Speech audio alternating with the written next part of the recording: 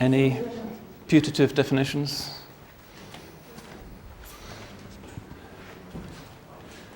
Is that another cricket term? It's a cricket term, yeah. It's an area of the field, the pitch, just behind the batsman to his left. Every little corner of a cricket pitch, even though it's enormous, has a stupid name.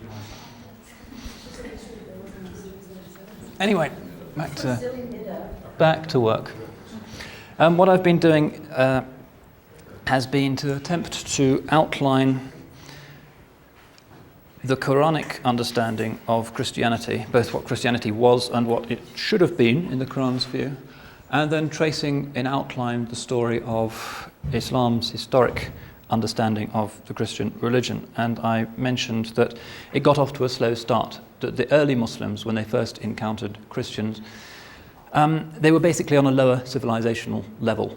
And when they started to debate with Christian theologians in places like Damascus, they immediately found themselves outgunned because they knew no dialectical Aristotelian logic which the Greeks and the Christians were deploying against them. And in fact, it's generally accepted now that the great trigger that kick-started Muslim philosophical theology was actually these early encounters with intellectually more advanced Christian thinkers. That's what made Muslims get into systematic theology.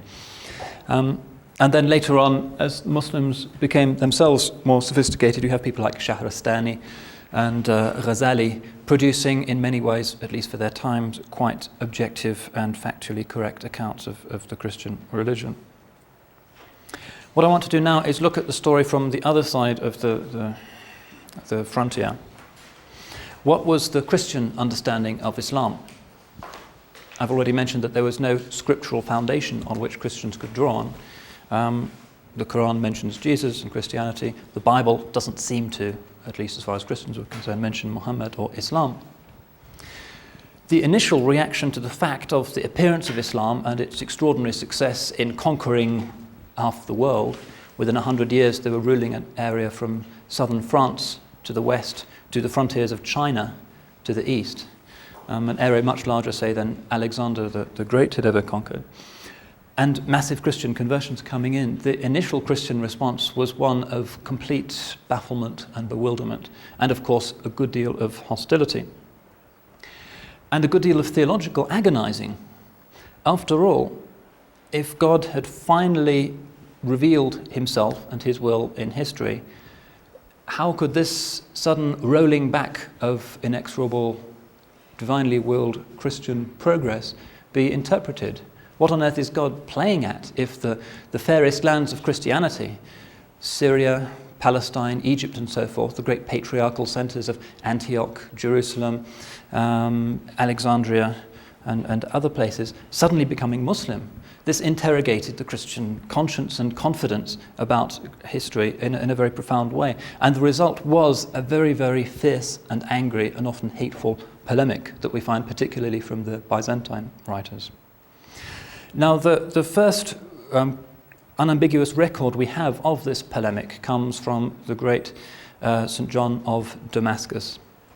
The early Umayyad state was quite open to employing non-Muslims, and in fact he held high office. He was the minister of finance for some years in the Umayyad state, whose capital at that time was Damascus.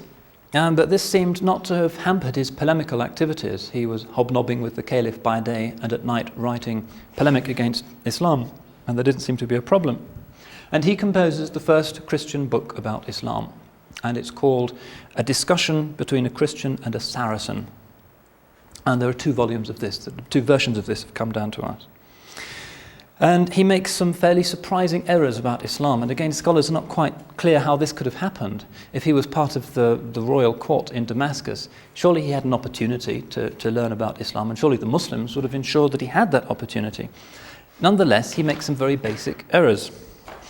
He inaugurates a very long-standing theme of Christian polemic against Islam, which continued right until the 17th century, in that he said that Muhammad had been tutored by an Arian monk, a view that has no historical basis whatsoever, but it fits in with John's understanding of Islam not as a new religion, but as a Christian heresy. And for the Middle Ages until perhaps the 12th century, that was the general Christian take on Islam. Not a new religion, but a Christian heresy. So we find Dante, for instance, when he describes what happens to the prophet in hell, he puts him with Christian heretics like Pelagius and Arius and so forth. John goes on to assert that Muhammad can't have been a real prophet because he didn't work any miracles, and he even says that the Muslims actually worship the black stone, which is this meteorite which is set into one corner of the Kaaba, which marks the point at which the 7 circumambulations begin. Muslims, of course, don't worship it at all, but he seems to suggest they do. So the debate got off to a rather unpromising start, but this initial contribution triggered a very large output of Arabic Christian writing about Islam. John wrote in Greek, but the Arabs soon followed. Now this is interesting because it was politically possible to do this. There seemed to be no restriction in the early Muslim state on Christians writing very rude things about Islam and about the Prophet. In fact, Islamic law explicitly gives Christians the right to denounce the Prophet if this can be shown to be required by their theology. Nonetheless, there had to be a certain circumspection, and outside the Dar al-Islam, the world of Islam, we find a good deal of much more vituperative, hostile, demonizing literature about the Prophet Muhammad, again that continued for at least 1,000 years.